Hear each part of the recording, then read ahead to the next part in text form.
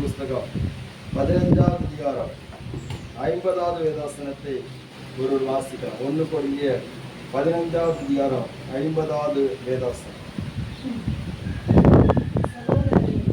சகோதரரே, நான் சொல்லுகிறது என்னவெனில், மாம்சமும் இரத்தமும் தேவனுடைய ராஜ்யத்தை சுதந்திரிக்க மாட்டாது. அழிவுள்ளது அழியாமை சுதந்திரிப்பது இல்லை. அல்லேலூயா. அப்போஸ்தலனாகிய பவுல் அவர் கொரிந்து சபைக்கு சொல்லுகிற போது இந்த வார்த்தையை ரொம்ப ஆணித்தரமாக சொல்லுகிறதை நாம் பார்க்க முடிகிறது. கர்த்தராகிய இயேசு கிறிஸ்துடைய உயிர்த்தெழுதலை பற்றியும் விசுவாசிகளுடைய உயிர்த்தெழுதலை பற்றி அல்லது சபையினுடைய உயிர்த்தெழுதலை பற்றியும் அவர் இந்த இடத்துல தெளிவாக சொல்லுகிறதை நாம் பார்க்க முடிகிறது. இங்க என்ன சொல்லப்பட்டிருக்கிறது?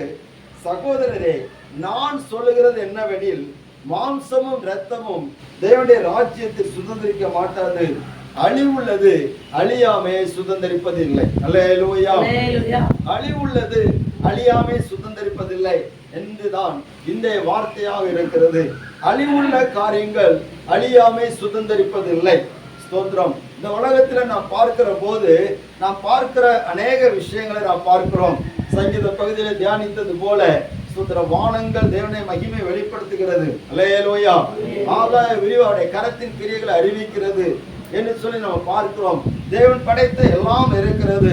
தேவன் இந்த உலகத்திலே அழகாகவும் நேர்த்தியாகவும் செம்மையாகவும் எல்லாவற்றையும் அவர் படைத்திருக்கிறார். ஆனால் வேதம் என்ன சொல்லுகிறது சொன்னால், எபிரேயருக்கு நிருபம் 1வது அதிகாரத்தில் இங்க சொல்லப்பட்டிருக்கிறது. ஸ்தோத்திரம். 1வது அதிகாரம் 10வது வசனம் 11வது வசனம்.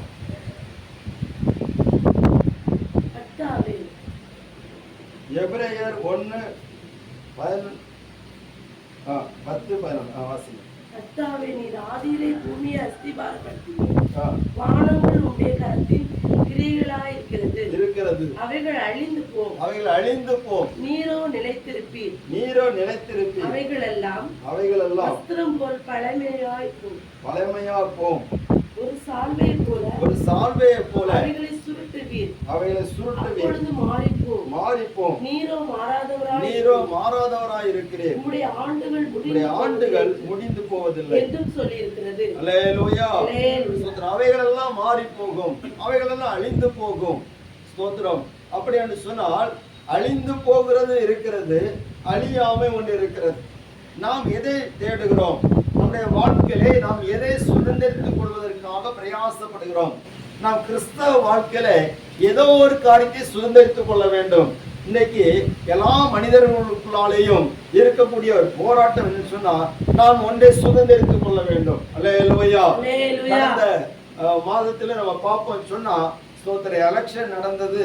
இந்த எலெக்ஷன்ல ஒவ்வொரு அந்த வேட்பாளருடைய நோக்கம் என்னன்னு சொன்னா, நான் எப்படியாவது இந்த பதவியை சுதந்திரித்துக் கொள்ள வேண்டும். அல்லேலூயா. பிரதமர் பதவியை சுதந்திரித்துக் கொள்ள வேண்டும். ஸ்தோத்திரம். அதனோடு இருக்கக்கூடிய அத்தனை அமைச்சர் பதவிகளையும் எம்பி பதவிகளையும் சுதந்திரித்துக் கொள்ள வேண்டும். இதற்காக அவங்க பட்ட பிரயாசங்கள் எல்லாம் பார்த்ததுன்னு அநேக கோடிக்கணக்கான பணங்களை செலவழித்திருக்கிறார்கள். அவர்கள் ஊராக போயிருக்கிறார்கள். போன இடத்துல நிறைய இடத்துல அடியும் வாங்கியிருக்கிறார்கள். ஸ்தோத்திரம். அறுப்பும் வாங்கியிருக்கிறார்கள். அல்லேலூயா. ஆமா, ஸ்தோத்திரம். சில இடத்துல போற இடத்துல ஸ்தோத்திரம் நல்ல வரவேற்பு இருந்தது. சில இடத்துல கருப்பு கொடியை காட்டி நீங்க இந்த பக்கத்துல வரக்கூடாதுன்னு சொல்லிட்டு பல எதிர்ப்புகள் வந்தது. இதெல்லாவற்றையும் தாண்டி இதெல்லாம் இருந்த போதிலும் கூட, ஆனா இவங்களுடைய பார்வையில எது மட்டும் தான் தெரிஞ்சுன்னா, நமக்கு அந்த பதவி என்ன செய்யணும், கிடைக்கும். அல்லேலூயா.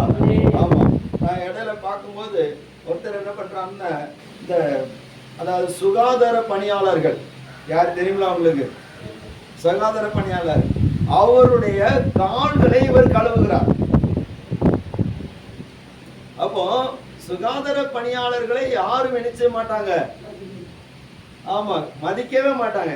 ஆனா ஒரு உயர் பதவியில இருக்கிறவர் அந்த சுகாதார பணியாளருடைய கால்களை கழுவி அப்படியாயில தங்களுக்கு என்ன கிடைக்கணும், பதவி கிடைக்கும். நிர்வாண சாமிகளை போய் அவங்க கால் மிதித்து அவங்க ஆசீர்வாதம் வாங்குறாங்க, அவங்க காலை தலைமையில வச்சு. ஏன்னா எப்படியாவது நமக்கு அந்த பதவி நினைச்சிடும், சுதந்திரிக்கணும். அப்போ மனிதர்கள் ஏதாவது ஒன்றை சுதந்திரித்துக் கொள்வதற்காக பிரயாசப்படுகிறார்கள். அதை நம்ம கடந்த நாட்கள்ல பார்த்தோம். அது கிடைத்த உடனே அவங்களுக்கு இருந்த சந்தோஷத்தை பார்க்கணும், அவங்களுக்கு இருந்த கொண்டாட்டத்தை பார்க்கணும், அவங்களை சார்ந்தவர்களுக்குள்ளால இருந்த கொண்டாட்டத்தை நம்ம பார்க்கிறோம். ஆனா இழந்தவர்களுக்கு எரிச்சல் இருந்தது, கோபம் இருந்தது. ஸ்தோத்திரம். படுபாவி இவன் வந்துட்டானே அப்படின்ட்டு அப்படிப்பட்ட ஏளனங்கள் எல்லாம் இருந்தது. அல்லேலூயா. கவனிங்க.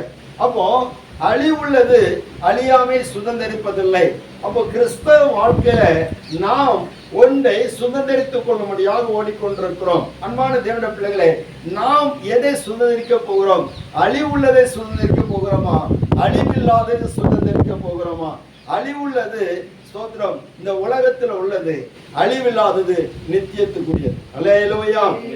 ஆனால் நாம் வாழுகிறது அழிவுள்ள சரீரத்திலே வாழுகிறோம். அதனால தான் பவுல் சொல்கிறார், மாம்சமும் இரத்தமும் தேவனுடைய ராஜ்யத்தை நிச்சயாது சுதந்திரிக்க மாட்டாது. இந்த மாமிசமும் இந்த இரத்தமும் அழிந்து போகக்கூடியது. எவ்வளவுதான் ஸ்தோத்திரம் பேர லெவலி போட்டாலும் தோலெல்லாம் போயிடும். அல்லேலூயா. அது ஒரு பேஷன் கிடையாது, சும்மா உங்களுக்கு சொல்றேன். ஸ்தோத்திரம். இப்போ பாருங்க, என்னத்தனமோ போட்டு பண்றாங்க, முகத்தை அழகுபடுத்துறதுக்கு, சரீரத்தை அழகுபடுத்துறதுக்கு, அலங்காரப்படுத்துறதுக்கு என்னென்ன வந்தமோ எல்லாம் வச்சு போடுறாங்க. கவனிக்கிறீங்களா? அல்லேலூயா. ஆமா, சில ஆட்கள் ஒரு நாளைக்கு மேக்கப்புக்கே பல ஆயிரங்கள் செலவு பண்றாங்க. ஒரு சகோதரி சொன்ன காரியம் என்னன்னா, ஒரு ஊழியர் கூட்டத்துல, அதாவது நான் மேக்கப் போறேன்னு சொல்லிட்டு எல்லாரும் சொல்றாங்க, நீங்க வேணும்னு சொல்லுங்க, நான் உங்களுக்கு மேக்கப் போட காசு தரேன். 3000 வேணுமா 4000 வேணுமா நானே தருகிறேன். ஏன்னா அந்த சகோதரியை பார்த்ததுன்னா அவ அந்த படிக்க வச்ச சில மாதிரி மேல இருந்து கீழே வர போட்டுக்கிட்டு அப்படியே இருப்பான். சோதரம் பாருங்க, மேக்கப்புக்கே செலவு. மேக்கப்புனால என்ன நடக்கிறதுன்னு சொன்னா, சோதரம் உள்ள பாதிப்புகள், சரீரத்தினுடைய ஆரோக்கியம் கெட்டு போகிறது. நல்லா கவனிங்க. மைக்கேல் ஜாக்சன் என்று சொல்லி ஒரு மனிதன் இருந்தான். அவனுடைய மேக்கப்புக்காக அவன் பல கோடிகளை அவன் செலவு பண்ணினான். அவனுக்கு ஒவ்வொரு பாட்சிகளுக்கு, சரீரத்தினுடைய ஒவ்வொரு பாட்சிகளுக்கும் ஒவ்வொரு டாக்டர்ஸுகளை அவன் வைத்திருந்தான். எல்லாரும் தெரியுதா உங்களுக்கு? புரியலையா உங்களுக்கு? சோத்ரா. கண்ணுக்கு ஸ்பெஷலிஸ்ட் ஒரு டாக்டர், காதுக்கு, காற்றுக்கு, கிட்னிக்கு, இப்படி ஒவ்வொரு அவயவங்களுக்கும் ஒவ்வொரு ஸ்பெஷலிஸ்ட் டாக்டர் எப்பொழுதும் எனி டைம் அவனுக்கு இருந்ததான். அது மட்டும் இல்ல, ஏதாவது ஒன்று ஃபெயிலியர் ஆயிட்டு சொன்னா, கிட்னி ஃபெயிலியர் ஆயிட்டு அப்படின்னு சொன்னா அதை கொடுக்கறதுக்கும் ஆட்களை ரெடி பண்ணி வச்சிருந்தான். இதெல்லாம் நான் சொல்லவில்லை, இதெல்லாம் சுதரம் ஆராய்ச்சியாளர்கள் சொன்ன காரியம்.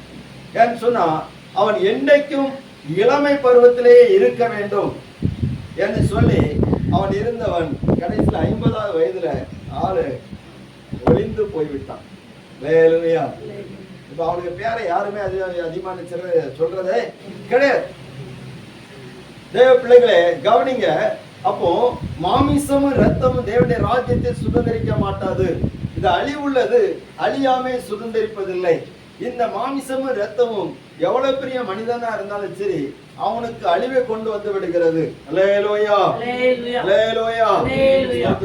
அது மட்டுமல்லாது நாம் காண்கிற உலகம் அது அழிவுக்கு நேராக வைக்கப்பட்டிருக்கிறது. வாசிக்கலாம். ரோமர்கள் நிறுவம் 8வது அதிகாரம் 20வது வசனம்.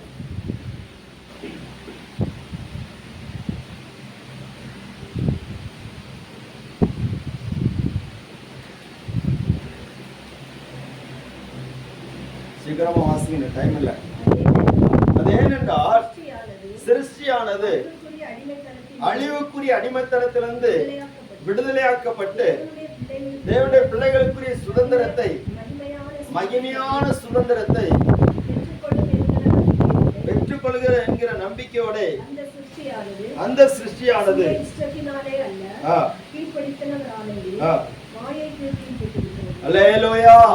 சிருஷ்டியானது தேவன் படைத்த எல்லா வான பூமி எல்லா சிருஷ்டிகளும் என்ன பண்ணுன்னு சொன்னா ஸ்தோத்திரம் அழிவுக்குரிய அடிமைத்தனத்துக்குள்ள இருக்கிறது.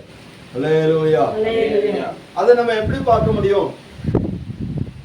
அதை எப்படி நம்ம உணர்கிறோம்? மனிதனே நிறைய காரியத்துக்கு அழிவு உண்டாக்குறான், தெரியுமா உங்களுக்கு? அல்லேலூயா.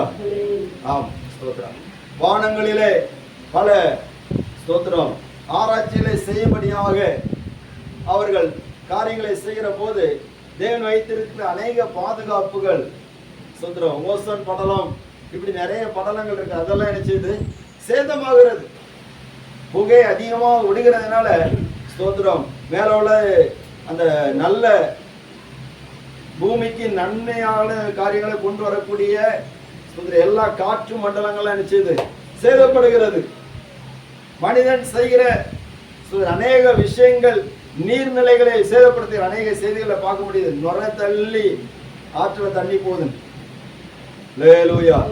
ஆமா, சமீபத்துல பார்த்தீங்கன்னா நிலத்தடி நீரை அவர்கள் போர் போட்டு எடுக்கிற போது உள்ள இருந்து ரசாயன கலந்த தண்ணீர் வருகிறது. காரணம் என்னன்னு சொன்னா பக்கத்துல இருக்கிறது சாயத்தை பற்ற சோத்திரம். இடையில ஸ்டெர்லைட் ஆலையை குறித்து ஒரு போராட்டம் நடந்தது. காரணம் சொன்னா அதுல கதிர் இயக்கங்கள், அதனுடைய பாதிப்புகள் கேன்சரை உருவாக்குறதுன்னு சொல்லி மக்கள் போராடினார்கள். இப்படி மனிதனே அநேக காரியத்துக்கு அழிவு உண்டாக்கி கொண்டிருக்கிறான். ஏன் இதெல்லாம் அழிவுக்கு உட்பட்டிருக்கிறது சொன்னா தேவன் இவைகளை அழிவுக்குரிய அடிமைத்தனத்துக்குள்ள வைத்திருக்கிறான். அல்லேலூயா. அந்த அழிவுக்குரிய அடிமைத்தனம் வந்த காரணம் சொன்னா அது மனிதனுடைய பாவம் தான். பூமியை கெடுத்ததே மனுஷன் தான். சோத்திரம். ஆனா அந்த பூமியை பண்படுத்துவதற்கு கொடுக்கப்பட்ட அந்த மனிதனுக்கு பூமியை கெடுப்பதற்கான சூழ்ச்சியை யார் செய்தான்னு சொன்னா பிசாசு ஏற்படுத்தி கொடுத்தான். அல்லேலூயா. இப்ப நம்ம கைகள்லாம் ஒரு சோப்பு டப்பா இருக்குது, அது இல்லாத ஆட்களே குறவுதான். சோத்திரம். இது நல்ல பொருளா கெட்ட பொருளான்னு கிடையாதுன்னா நல்ல பொருள் தான். ஆனா கெட்ட விஷயத்துக்கு பிசாசு நினைச்சான் பயன்படுத்துறான். அல்லேலூயா. அப்ப தேவன் இந்த பூமியை எதற்கு படைத்தார்? வானங்களை எதற்கு படைத்தார்? நன்மையான காரியங்களுக்காக அவர் படைத்தார். மனுஷனுக்கு நல்லதுன்னு சொல்லி படைத்தார். அவருடைய மகிமையை வெளிப்படுத்துவதற்காக படைத்தார். ஆனால் இவைகள் எல்லாவற்றையும் பிசாசானவன் அவர் தன்னுடைய தந்திரத்தினாலே பூமியில பாவத்தை கொண்டு வந்து இவைகள் எல்லாவற்றையும் அழிவுக்குரிய அடிமைத்தனத்துக்குரியதாக மாறுபடியாக செய்து விட்டார். அல்லேலூயா. அப்படியானால் தீட்டுப்பட்ட இந்த உலகம், தீட்டுப்பட்ட இந்த பூமி மறுபடியும் சிருஷ்டிக்கப்படும்படியான நாள் வரப்போகிறது. இந்த அழிவுள்ள இந்த பூமியானது, சிருஷ்டியானது அழியாத ஒரு காரியத்துக்காக காத்து கொண்டிருக்கிறது. அழியாத ஒரு ராஜ்யத்துக்காக காத்து கொண்டிருக்கிறது. அது என்ன ராஜ்யம் சொன்னா தேவ பிள்ளைகளுக்கு கிடைக்கக்கூடிய மகிமையின் ராஜ்யம். அல்லேலூயா. அல்லேலூயா. காத்து கொண்டிருக்கிறது. அதான் பவுல் சொல்கிறார், தேவனுடைய பிள்ளைகளுக்குரிய மகிமையான சுயாதனத்தை பெற்றுக்கொள்ளும் என்கிற நம்பிக்கையோட இந்த சிருஷ்டியான சுய இஷ்டத்தினால் அல்ல, கீழ்ப்படுத்தினவராலேயே மாயைக்கு கீழ்பற்று. இது ஒரு பெரிய ஒரு காரியம். ஸ்தோத்திரம். அடுத்தது நீங்க பாருங்க 2 கொரிந்தியர் 5வது அதிகாரம் 1வது வசனம்.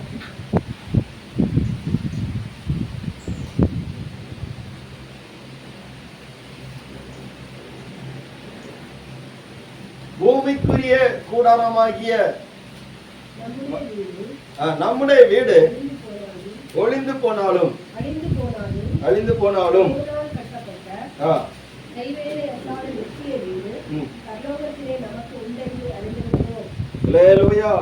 பூமிக்குரிய கூடாரமாகிய நம்முடைய வீடு அழிந்து போனான். அப்ப நம்ம எவ்வளவு பெரிய மாளிகை கட்டியிருந்தாலும் அது என்னதான் அழிவுக்குரிய. பூமிக்குரிய கூடாரமாகிய நம்முடைய வீடு அழிந்து போனாலும் தேவனால் கட்டப்பட்ட கைவேலை இல்லாத நித்திய வீடு பரலோகத்தில் நமக்கு உண்டாயிருக்கு. எவ்வளவு பெரிய வீடு கட்டினாலும் அதே வேதம் என்ன சொல்லி இருக்குன்னு சொன்னா அதை வீடு என்று சொல்லவில்லை, கூடாரம் என்று சொல்லி இருக்கு. அல்லேலூயா. ஏன் கூடாரம் சொல்லி இருக்குன்னா நான் ஏற்கனவே உங்களுக்கு சொல்லியிருக்கேன். அதாவது ஸ்தோத்திரம், ஒரு பிச்சைக்காரன் ஒருவன் நேர அரண்மனையில இருந்து படுத்து கொண்டான். ஒரு ராஜாவுடைய அரண்மனையில இருந்து நிச்சயிதான் படுத்து விட்டான். அவன் எப்படி வந்தான்னு தெரியல, எப்படியோ வந்து படுத்துட்டான். அப்போ இது யாருக்காவது பிடிக்குமா? பிடிக்காது. ராஜா திடீர்னு வந்து பார்க்கிறாரு, அந்த இடத்துல யார் படுத்திருக்கிறான்? பிச்சைக்காரன். இவன் எங்கே படுக்க வேண்டியவன்? அரண்மனையில் படுக்க வேண்டியவனா? பிளாட்ஃபார்ம்ல படுக்க வேண்டியவனா? பிளாட்ஃபார்ம். தெரு ஓரம், கடை ஓரம், மரத்தடி, பாலடைஞ்ச மண்டபம், உடைஞ்ச வீடு, இப்படி குடிசை, இப்படி ஏதாவது ஒரு இடத்துல நிறுத்திருக்கணும், படுத்திருக்கணும். ஆனா இவன் எங்க இருந்து படுத்திருக்கிறான்? அரண்மனை. அப்ப ராஜா அவனை பார்த்தோன்னு கோவம் வந்துச்சு. உடனே அவனை எழுப்புறார். நீ எங்க இருந்து வந்திருக்கிற? ராஜாவை, நான் வெளியில இருந்து வந்திருக்கேன். எதுக்கு இங்க வந்து படுத்திருக்கிற? எனக்கு தூக்கம் வந்து நான் இங்க வந்து படுத்திருக்கேன். அல்லேலூயா. ராஜாக்கு என்ன வந்திருக்கோம்? கோவம் வந்து.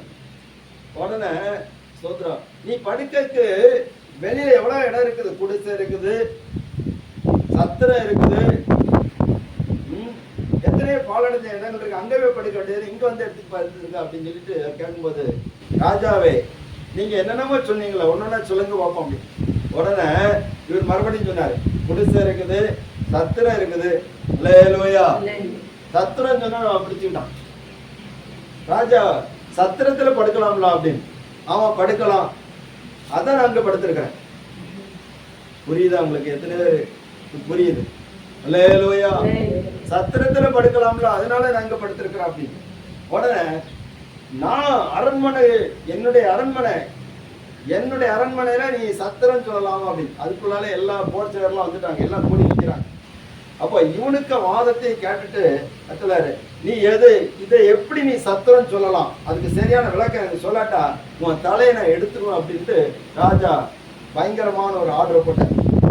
உடனே இந்த பிச்சைக்காரன் கேட்டான், ராஜாவே நான் உங்களை அவமதிக்கவில்லை, நீங்கள் என்ன தயவா மன்னிக்க வேண்டும். நான் உங்களுக்கு சில கேள்விகள் கேட்கிறேன், நீங்கள் எனக்கு சொல்ல வேண்டும் அப்படின்னு. இந்த அரண்மனையை கட்டினது யார்? இந்த அரண்மனையை கட்டினது யார்? உடனே அவர் சொன்னாரு, எங்க முப்பாட்டன் கட்டினார் அப்படின்னு. அதுக்கு ஒருபாடு யாரு இருந்த, அவங்க கட்டினாங்க, அவங்க வாழ்ந்தாங்க. அதுக்கு ஒருபாடு இந்த அரண்மனையை ஆண்டு கொண்டது யாரு? எங்க தாத்தா ஆண்டார். அவரு இப்ப எங்க? அவரு போயிட்டாரு. அவருக்கு அடுத்த யார் வந்தா? எங்க அப்பா வந்தார். எங்க அப்பாவை காட்ட முடியுமா? அவரை நாங்கள் சமாதி பண்ணிவிட்டோம். இப்ப யார் இருக்கிறா? இப்ப நான் தான் எங்க ராஜா. நான் வைக்கிறதா சட்டம். நீங்க எவ்வளவு நாள் இருப்பீ அப்படின்னு. இதுக்கு அடுத்த யாரு? உங்களுக்கு பிறகு யார் இருப்பான்? என் பையன் இருப்பான். அல்லேலூயா. அதுக்கு பிறகு அதுக்கு அடுத்த ஆள் இருக்கும். அப்ப நான் சொன்னேன் சரிதானே? சத்திரம் என்னாச்சுன்னா, ஒருத்தன் வந்து பணத்தை கொடுத்து தங்குவான், அவனுக்கு இஷ்டமானதை செய்வான், போயிடுவான். அல்லேலூயா. அடுத்த இன்னொருத்தன் வருவான், அவன் தங்குவான், அவன் இஷ்டமானதை செய்வான், போயிடுவான். தங்குவான், தூங்குவான், தின்னுவான், போவான், போயிடுவான். அல்லேலூயா. சோதரன், இதுதான் நடக்கு. இதைதான் நீங்க பண்ணிட்டு இருக்கிறீங்க. அப்ப நான் இந்த அரண்மனையை சத்திரம் சொல்றதுக்கு என்ன தவறு அப்படின்னு கேட்டதான் ராஜாவுக்கு அப்ப புரிஞ்சு, இவன் சாதாரண பிச்சைக்காரன் கிடையாது, ஞானி. அல்லேலூயா.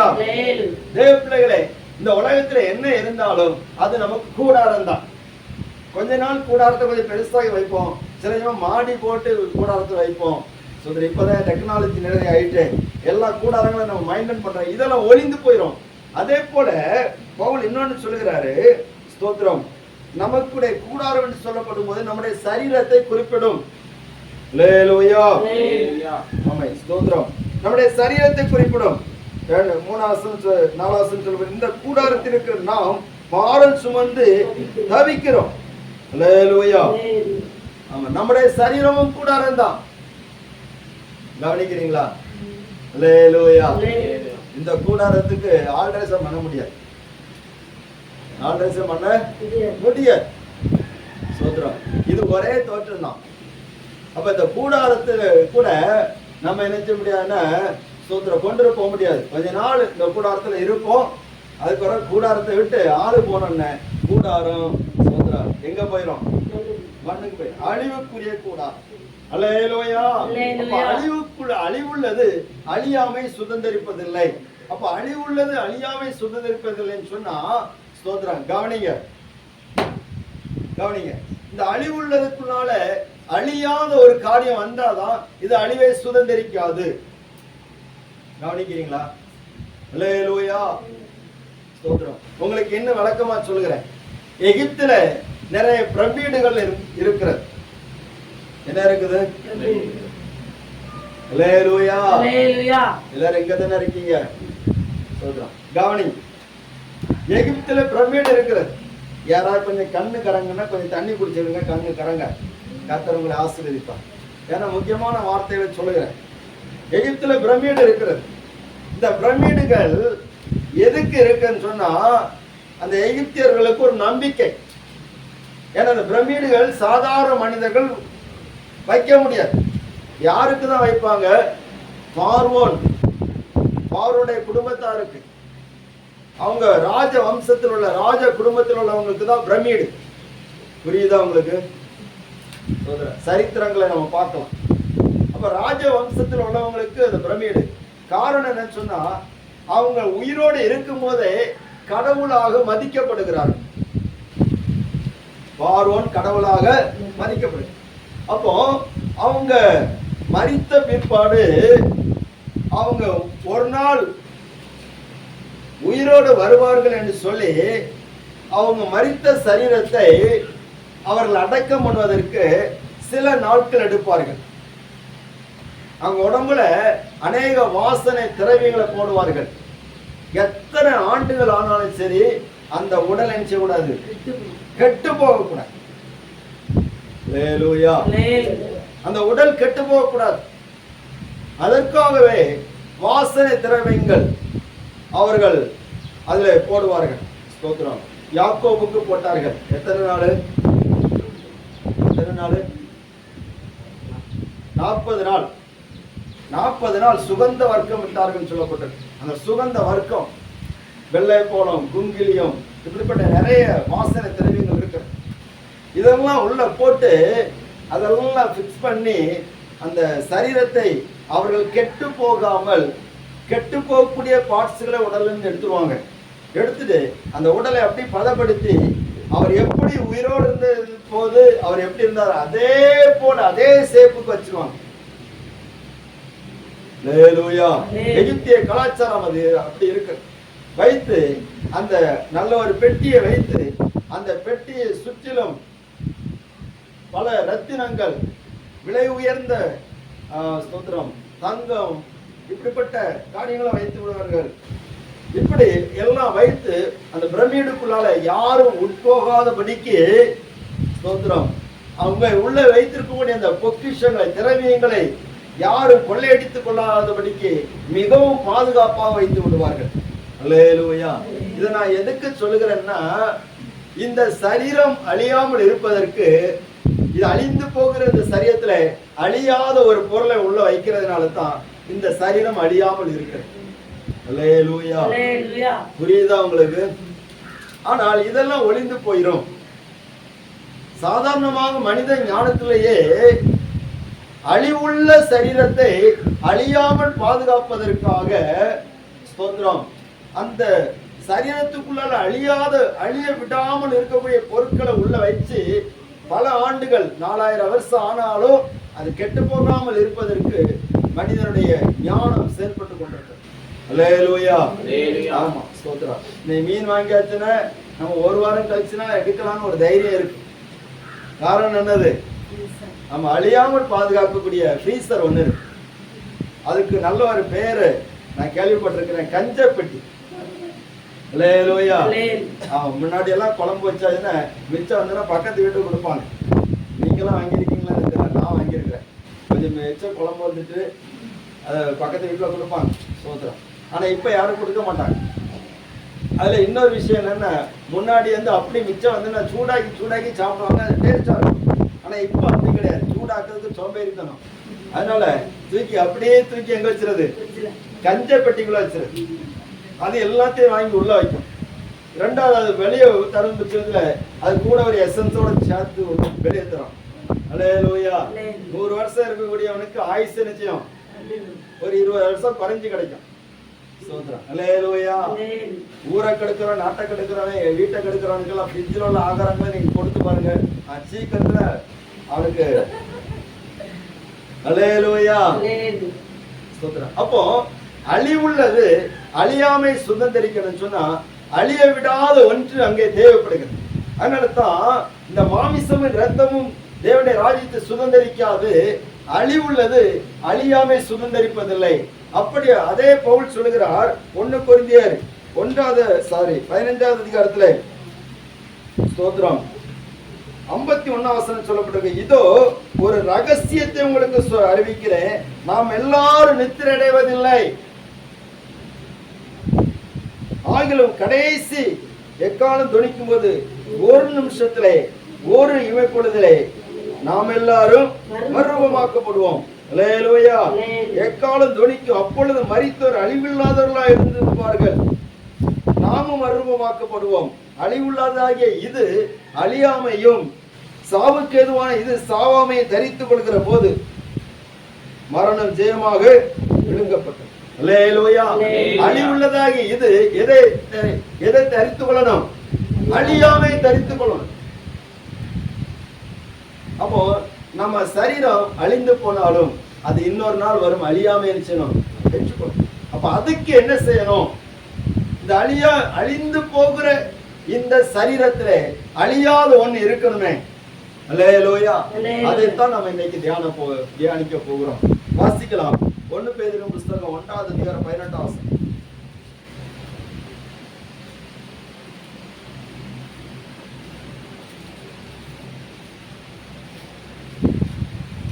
சீக்கிரமா வாசிக்கணும். 1 பேதுரு 1:18. சரி, நானே வாசிக்கிறேன். உங்கள் முன்னோர்களால் பாரம்பரியமா நீங்கள் அனுசரித்து வந்த வீணான நடத்தை நின்று அழிவுள்ள வஸ்துக்களாகிய வெள்ளியினாலும் பொன்னினாலும் மீட்கப்படாமல் குற்றமில்லாத மாசற்ற ஆட்டுக்குட்டியாகிய கிறிஸ்துவின் விலையேறப்பட்ட இரத்தத்தினாலே மீட்கப்பட்டீர்கள் என்று அறிந்திருக்கிறீர்களே. அல்லேலூயா. அப்போ அழிவுள்ளது அழியாமை சுதந்திரிப்பதில்லை. அழிவுள்ள வஸ்துக்களாகிய அங்கே பொன்னினாலும் வெள்ளியினாலும் மீட்கப்படாமல் என்று சொல்லப்பட்டிருக்கிறது. அப்போ ஒரு மனிதன் அவன் மீட்கப்பட வேண்டும். மீட்கப்படுவது வெள்ளியினாலும் அல்ல, பொன்னினாலும் அல்ல. அல்லேலூயா. ஏன் மனிதன் மீட்கப்பட வேண்டும்? ஒரு வசனத்தை வாசிங்க. லேவியராகமம் 25 அதிகாரம் 48 49.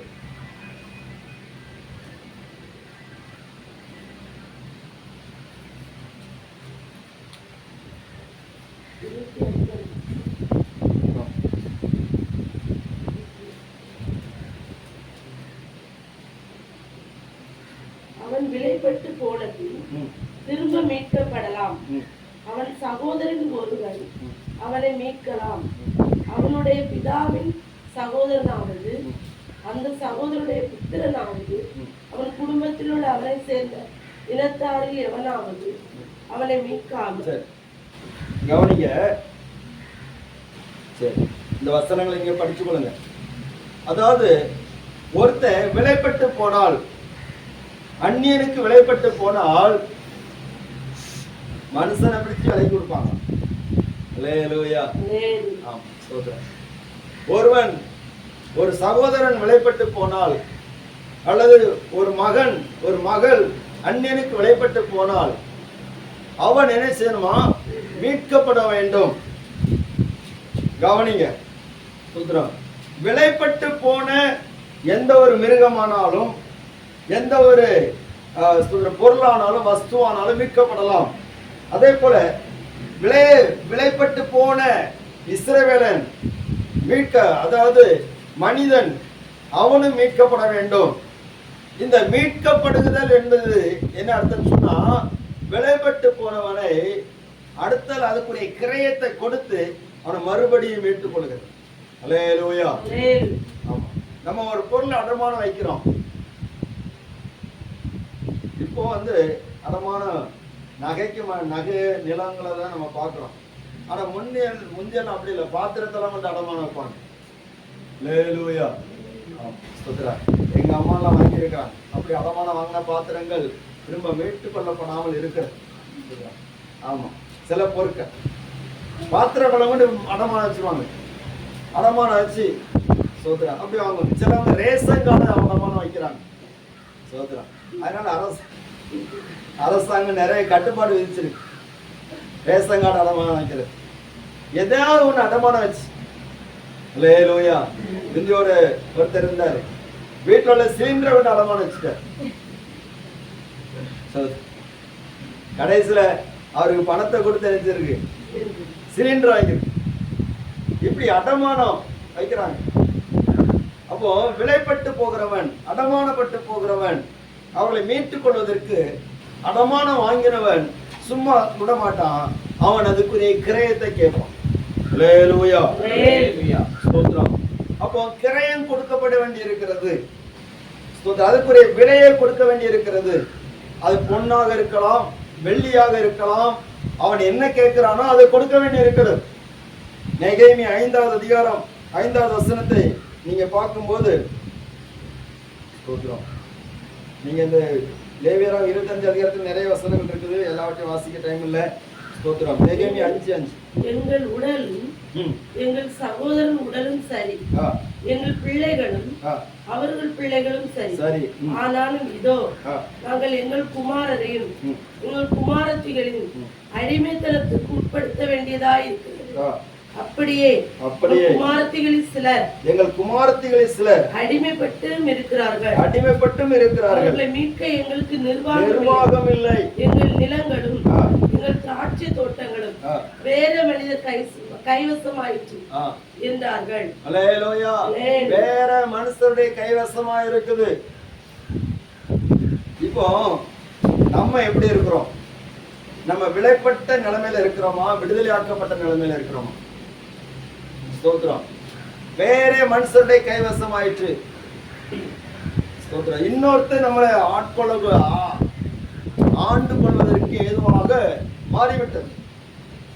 அல்லேலூயா. ஸ்தோத்திரம். அப்போ நெகேமியா இதெல்லாம் பார்த்தோன்னா கோவம். சிலர் அடிக்கிறார், நாங்க எங்க சக்திக்கு தக்கபடி நாங்க மீட்டிருக்கிறோம், மறுபடியும் நீங்க வந்து இந்த ஜனத்தை அடிமைப்படுத்துறீங்களா அப்படின்னுட்டு அவர் வந்து ரொம்ப கோவப்பட்டு ஜனங்களை ரொம்ப கடிந்து கொடுக்கிறார். அப்போ கிரயம் கொடுத்து மீட்டுக் கொள்கிறார், பொன்னினாலும் வெள்ளினாலும் அல்ல. அல்லேலூயா. ஸ்தோத்திரம். இது ஸ்தோத்திரம். அடுத்தால நீங்க பாப்பீங்கன்னா சங்கீதம் 49:8 முக்கியமான வார்த்தை.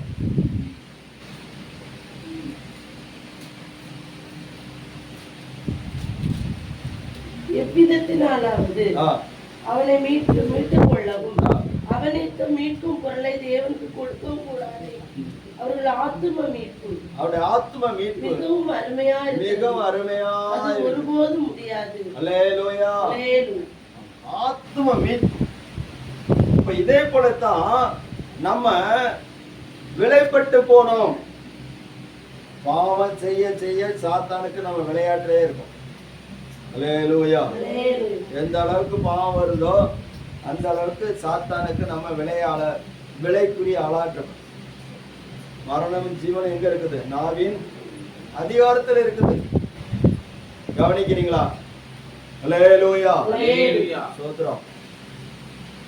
இந்த ஆதாமும் ஏவாளும் என்ன பண்ணாங்கன்னா விலைப்பட்டு போனார்கள். இப்ப அவங்க ஆத்தும மீட்பை கண்டு கொள்வதற்கு அதுக்கு கிரயம் கொடுக்கணும்னா சாதாரண கிரயம் கொடுக்க முடியாது. வெள்ளியும் கொடுக்க முடியாது, பொண்ணும் கொடுக்க முடியாது, ஆட்டு வெள்ளாட்டு கடா காட்டுப்புறா இது ஒண்ணுமே கொடுக்க முடியாது. அல்லேலூயா. இதற்கு ஒரு மீட்கும் பொருளை கொடுத்தாதான் அந்த ஸ்தோத்திரம் ஆத்தும மீட்பு கிடைக்கும்.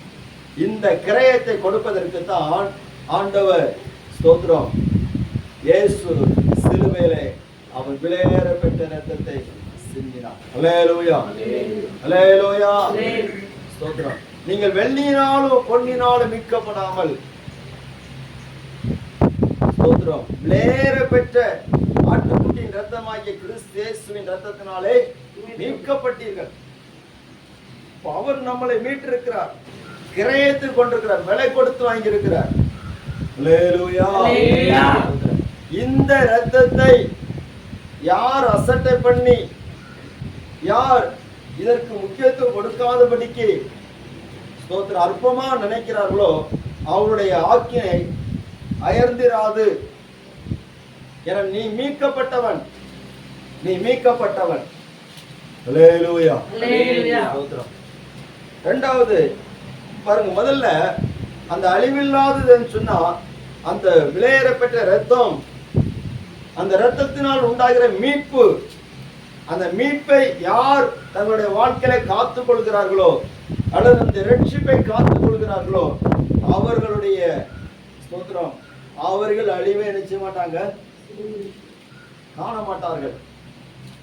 அவர்களுக்குள்ள அந்த விலையேறப்பட்ட ரட்சிப்பு ஜீவனுள்ளதாக இருக்கும் என்று சொன்னால் ஸ்தோத்திரம் அழிவுள்ளதாகிய இது அழியாமையே சுதந்திரிக்க, அழியாமை நிச்சயம் சுதந்திரிப்போம். அல்லேலூயா. இல்லாவிட்டால் அழிவுள்ளது அழியாமை சுதந்திரிக்காது. மீட்டு வச்சிருக்கிறார், நீ சுதந்திரிக்கணும் அப்படின்னு. இஸ்ரவேல் ஜனங்களுக்கு கானான் தேசத்தை சுதந்திரிக்க வைத்தார். அங்கே ஒரு ஆட்டுக்குட்டி அடிக்கப்பட்டது. இந்த ஆட்டுக்குட்டி ரத்தத்தின் பாதுகாப்புல யார் யார் வாராங்களோ அவங்க எல்லாரும் கானானை சிந்தித்து சுதந்திரிக்க முடிந்தது. இதே போல நமக்காக அடிக்கப்பட்ட ஆட்டுக்குட்டியாகிய இயேசு கிறிஸ்துவின் ரத்தம் நமக்குள்ளே ஸ்தோத்திரம் ஒரு மீட்பை தந்திருக்கிறது. அந்த மீட்பை, அந்த ரட்சிப்பை நாம் ஸ்தோத்திரம் காத்து கொள்கிற போது நாம் அழியாமே சுதந்திரித்துக் கொள்வோம். அல்லேலூயா. ஸ்தோத்திரம். இரண்டாவது பார்க்கும்போது 1 பேதுருவின் புஸ்தகம் 1வது அதிகாரம் 23வது வசனம்.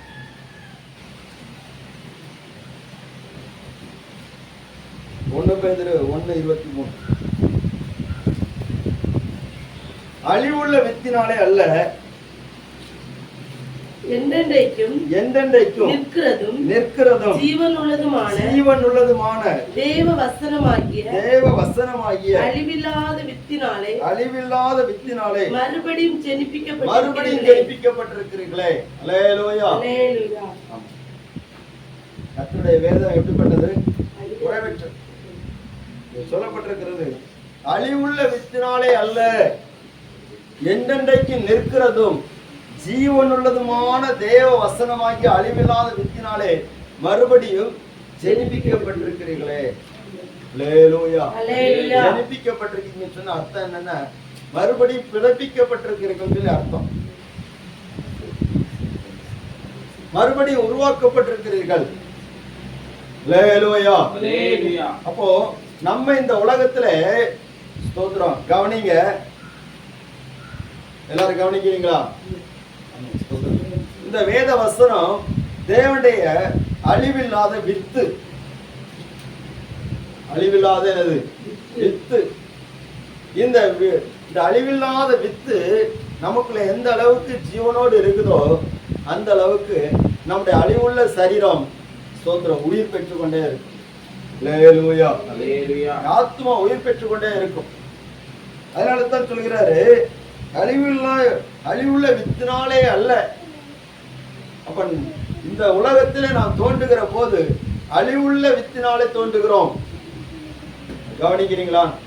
அல்லேலூயா. அழிவுள்ள வித்தினாலே தோன்றுகிறோம். ஆனால் இந்த அழிவுள்ள வித்து நமக்குள்ள என்ன கொண்டு வருகிறதுன்னா ஜென்ம சுபாவங்களை கொண்டு வருகிறது, வேண்டாத சுபாவங்களை கொண்டு வருது, இச்சையை கொண்டு வருது, பாவத்தை கொண்டு வருது. அதனால தான் தாவீது சொல்கிறான், என் தாய் என்னை பாவத்திலே கற்பம் தரித்தாள். அல்லேலூயா. கற்பம் தரிக்கும் போதே எங்கதான் தெரிக்குது? பாவத்தில். அழிவுள்ள வித்து அந்த பாவத்தினாலே கற்பம் தரிக்கும் போது அந்த அந்த தலைமுறையா வருகிற சில கெட்ட சுபாவங்கள்லாம் அப்படியே உருவாகி உருவாகி உருவாகி உருவாகி சில கோபங்கள் வருது, எரிச்சல் வருது, இச்சை வருது. அல்லேலூயா. சில புத்தியினங்கள் வருது. சில பிள்ளைகளுடைய சுபாவங்களை பார்க்கும்போது கரெக்டா சொல்லிடலாம், அல்லேலூயா. அல்லேலூயா. அச்சு கரெக்டா எழுதிடலாம், சொல்லலாம். சில அம்மாமாருடைய சுவாபத்தை பார்த்தா கரெக்டா சொல்லிடலாம், இது வேற யாரும் இல்ல, சொல்றேன்ல. ஏன்னா அந்த வித்து, அல்லேலூயா, அந்த வம்சம். அப்ப இது அந்த வித்து நமக்குள்ள இருக்க இருக்க, அந்த ஜென்ம சுவாபம் இருக்க இருக்க, நமக்குள்ளால அழிவில்லாதது இல்ல, அழிவுள்ள சரீரமாகவே இருக்கு. அல்லேலூயா. அப்ப இந்த சரீரம் நாளுக்கு நாள் இந்த அழிவுள்ள வித்தினால் உருவான அந்த சுவாபங்களா சாகணும்னு சொன்னா, அழிவில்லாத தேவனுடைய வார்த்தை நமக்குள்ளால அதிகமாட்டு என்ன செய்யணும், ஸ்தோத்திரம், உருவாகிட்டு. அல்லேலூயா. இந்த வேத வசனம் தான் நம்ம உருவாக்கு, இதுதான் நம்மை ஒவ்வொரு நாளும் உருமாற்றி கொண்டே இருக்கிறது. ஸ்தோத்திரம், கர்த்தருடைய நாமம் மகிமைப்படுவதாக. பாருங்க, 1 கொரிந்தியர் 2வது அதிகாரம் 6வது வசனம் சொல்லப்பட்டிருக்கிறது.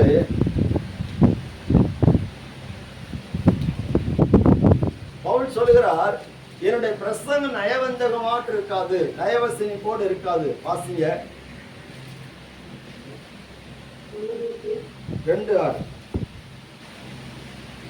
அப்படி இருந்தும் தேறினவர்களுக்குள்ளே ஞானத்தை பேசுகிறோம், இப்பிரபஞ்சத்தின் ஞானத்தை அல்ல, அழிந்து போகிறவர்களாகிய இப்பிரபஞ்சத்தின் பிரபுக்களுடைய ஞானத்தையும் அல்ல.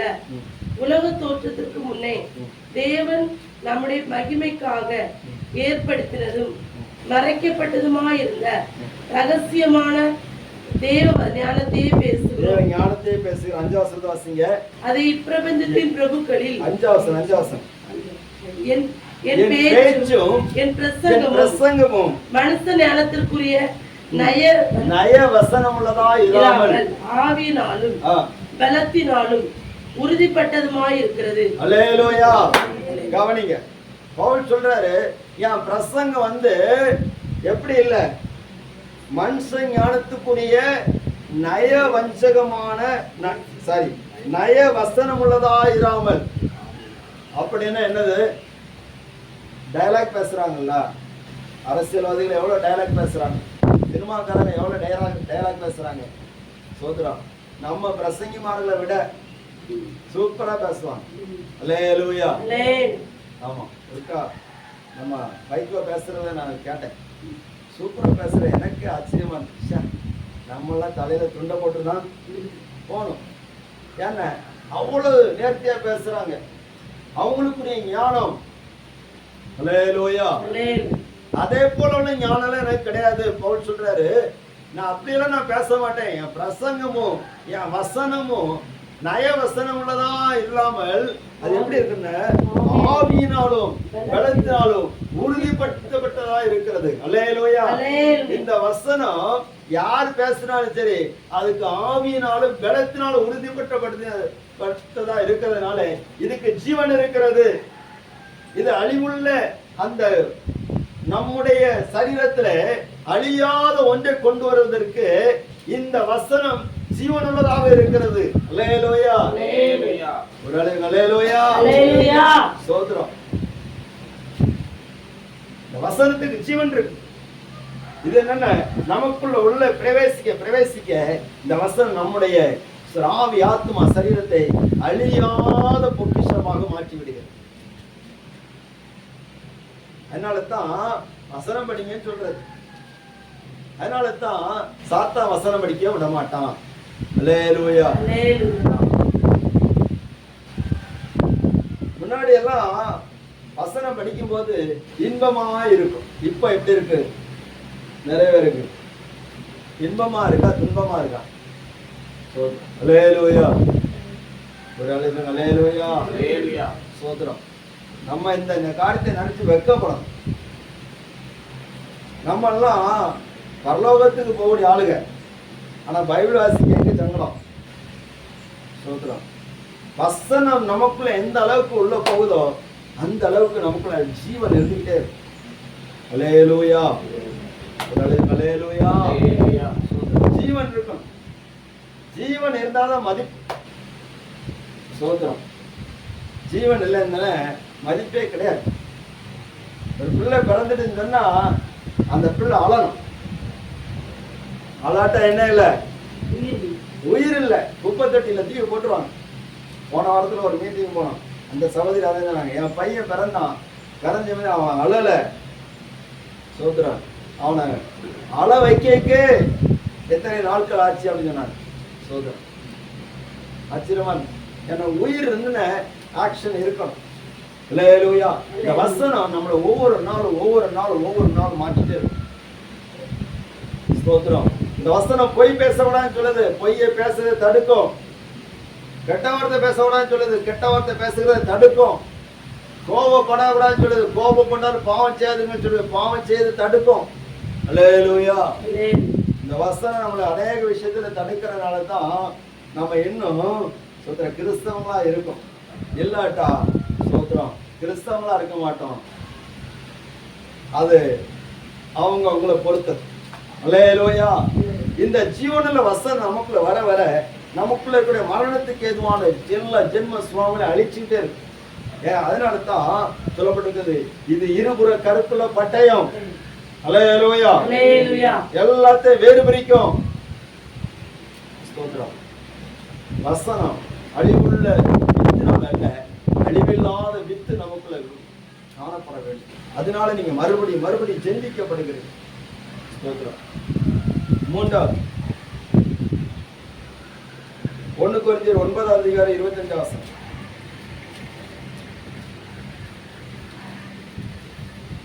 சரி. பந்தயத்துக்கு போராடுகிற யாவரும் எல்லாவற்றிலையும் இச்சையடக்கமாய் இருப்பார்கள். அவர்கள் அழிவுள்ள கிரீடத்தை பெறும்படிக்கு அப்படி செய்கிறார்கள்.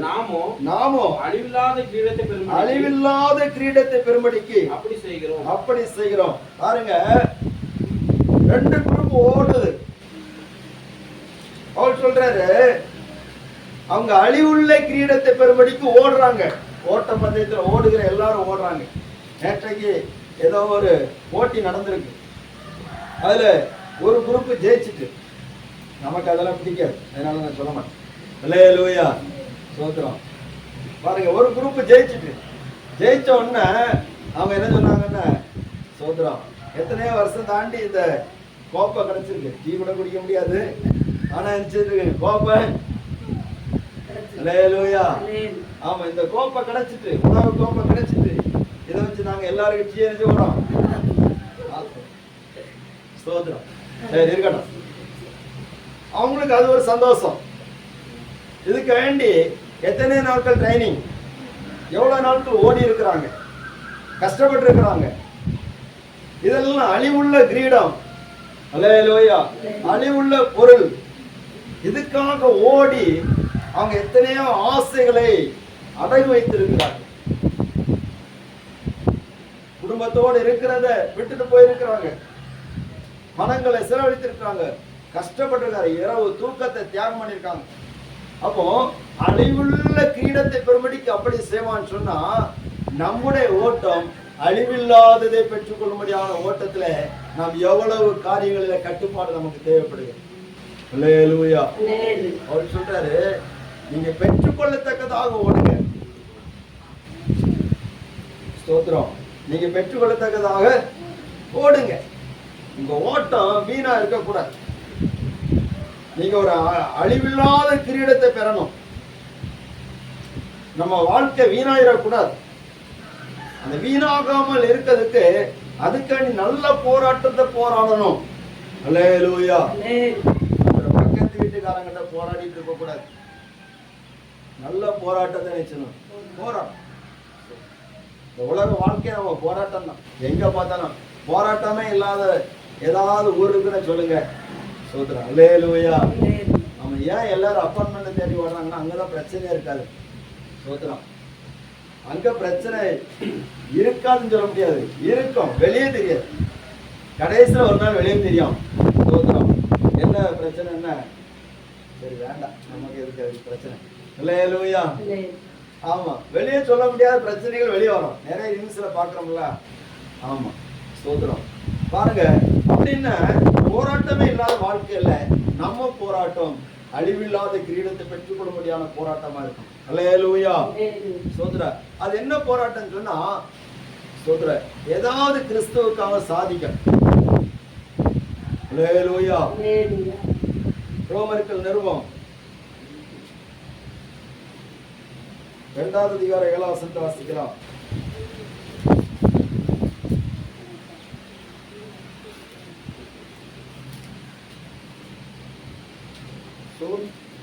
சோர்ந்து போகாமல் நற்கிரிகளை செய்து மகிமையும் கனத்தையும் அழியாமை தேடுகிறவர்களுக்கு நித்திய ஜீவனை அளிப்பார். என்ன செய்யணும்? சோர்ந்து போகாமல் என்ன செய்யணும்? நற்கிரியைகளை செய்து மகிமையும் கனத்தையும் அழியாமையும் என்ன செய்யணும்? தேடணும். நம்ம தான் தேடணும். அழியாமையை நம்ம தான் தேடணும். கர்த்தருடைய மகிமையும் கனத்தை நம்ம தான் என்ன செய்யணும்? தேடணும். பலவந்த மனன் ஆண்டத்துல பலவந்தம் பண்ணுகிறவர் அதிலே பிரவேசிப்பார். அல்லேலூயா. சோர்ந்து போகாம நற்கிரியை செய்யணும். ரோமர் 8வது அதிகாரம் 13வது வசனத்தை வாசிங்க. மாம்சத்தின்படி பிழைத்தால் சாவீர்கள், ஆவியினாலே சரீரத்தின் செய்கைகள் அழித்தால் பிழைப்பீர்கள். அல்லேலூயா. ஆவியினாலே சரீரத்தின் செய்கைகள் அழிக்கணும். அது என்ன செய்கைன்னு சொல்லிட்டு கொலோசியர்களை 3வது அதிகாரத்துல பவுல் சொல்லுகிறார். கொலோசியர் 3வது அதிகாரம் ஸ்தோத்திரம் 5வது வசனம். ஆகையால் விபச்சாரம், அசுத்தம், மோகம், துரிச்சை, விக்கிரகாராதனையான பொருளாசை ஆகிய இவைகளை பூமியில உண்டு பண்ணுகிற உங்கள் அவயங்களை அழித்து போடுங்கள். இவைகளின் பொருட்டே கீழ்ப்படியாமின் பிள்ளைகள் தேவ கோபாக்கினை வரும். அல்லேலூயா. சோதரம் முதல்ல அவங்களுக்கு இப்படி இருந்துச்சு. இப்போ உங்க ஓட்டம் வேற. நீங்க என்ன அந்த அதெல்லாம் உண்டாக்கக்கூடிய எல்லா காரியத்தையும் அழிச்சிருங்க. அல்லேலூயா. ஏன்னா நீங்க அழியாமை சுத்தம் கொள்ளன்னு சொன்னா அழிவுக்குரிய எல்லாம் அழிச்சா. அந்த பிரமிடு உண்டாக்குகிறவர்கள் அந்த உடலை கெடுக்கக்கூடிய எல்லாத்தையும் உடல் வந்து எடுத்துருவாங்க. இதெல்லாம் இருந்துன்னா உடல் கெட்டு உடல் அழிச்சிரும், எடுத்துருவாங்க. அல்லேலூயா. அப்ப நமக்குள்ளாலே இருக்கக்கூடிய அழிக்கக்கூடியதெல்லாம், நம்மளை அழிக்கக்கூடிய, நம்முடைய ஆத்மா அழிக்கக்கூடியதெல்லாம் நம்மளை விட்டு எடுத்துடணும். சில சுபாவங்கள் இருக்குது, அதெல்லாம் மாத்தணும். இந்த கடைசியா ஒரு காரியத்தை மட்டும் சொல்லி ஜெபிக்க போகிறேன். அப்போஸ்தலர் 2வது அதிகாரம் 27வது வசனம். இன்னொருத்தர் அப்போஸ்தலர் 13:35. என் ஆத்துமாவை பாதாளத்தில் விடீர், உம்முடைய பரிசுத்தர் அழிவை காண விட்டீர்.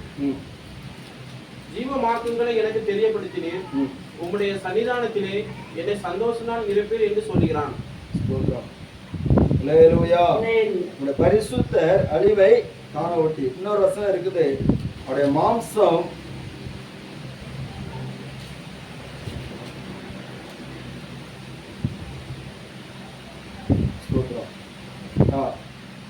இரண்டாவது அதிகாரம் 26வது வசனம்.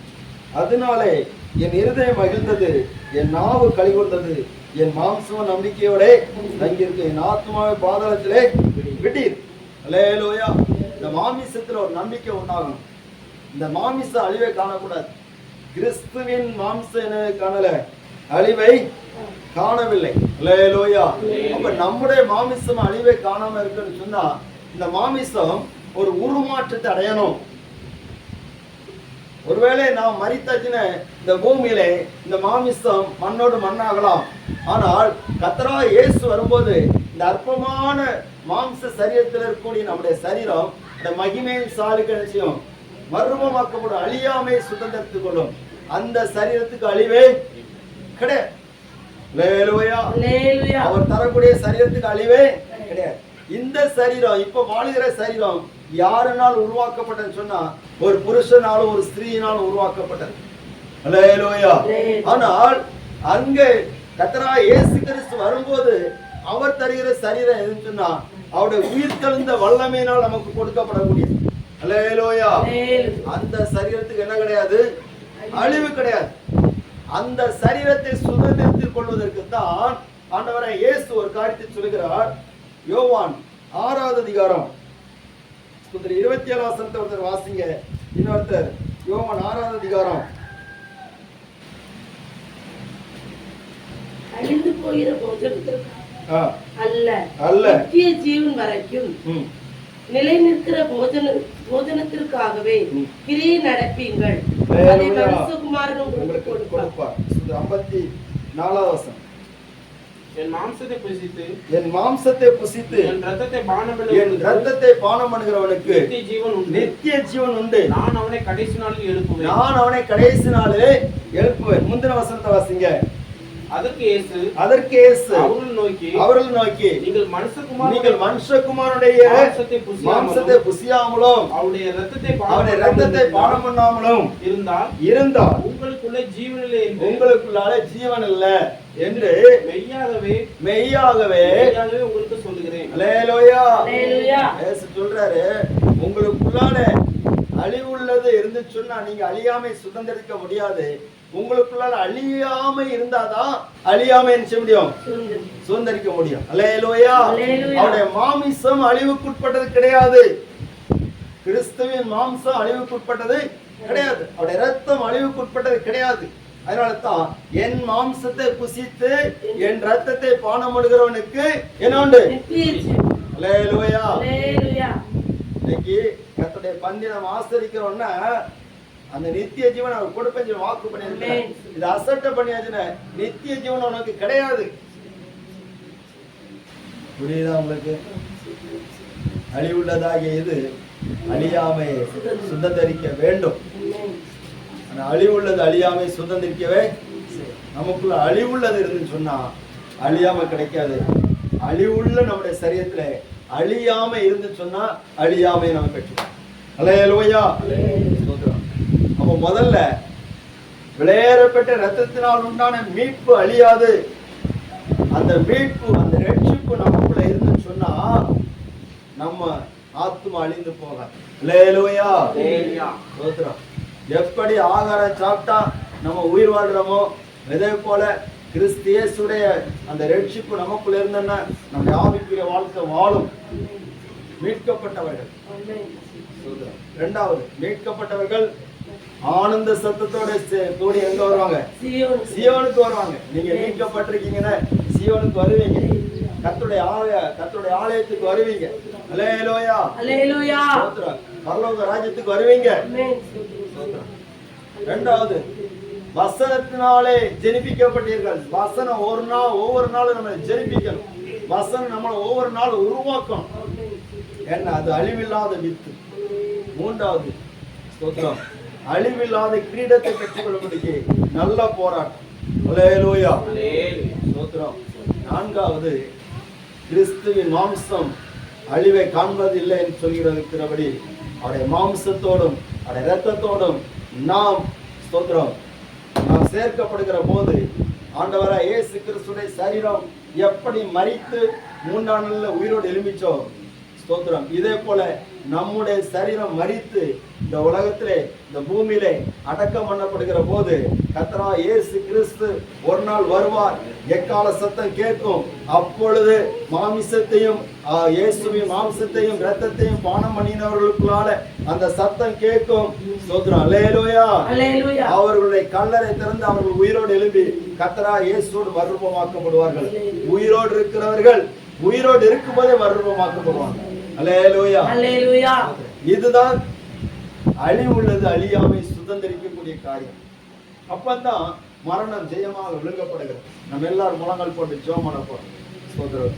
நமக்குள்ளால அழியாமையை நீக்கக்கூடிய காரியங்கள் இருக்கிறதா அல்லது அழிவுள்ளது இருக்கிறதா? அழிவுள்ளது அழியாமை சுதந்திரிப்பது இல்லை.